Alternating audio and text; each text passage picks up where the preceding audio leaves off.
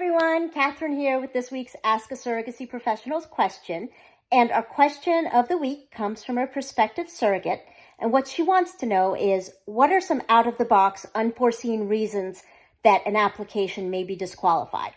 Okay, so we do a very thorough screening up front. We even have you meet with a psychologist to do the mental health evaluation, and we have your medical records reviewed by a reproductive endocrinologist. So we look for as much as we possibly can up front. But there are some things that can only be discovered really through a medical exam with a doctor.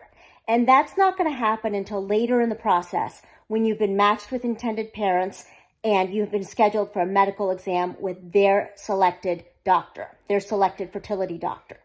And so you're going to go for that medical exam and have all sorts of things done, all sorts of not so fun things, such as a uterus examination and blood work. And sometimes stuff comes up at that stage of the process. For example, you may have a septum in your uterus, or you may not be immune to rubella and unable to develop immunity. That happens sometimes.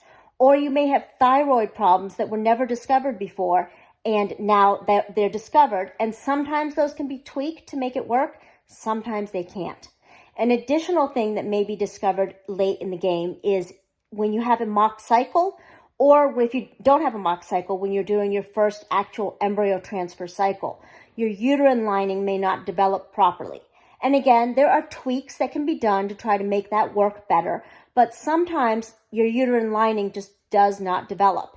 And we see this most commonly with women who have previously used IUDs as a form of birth control. It can sometimes take a while, even many, many months, for that uterus lining to be able to, get back up there and develop to the right thickness.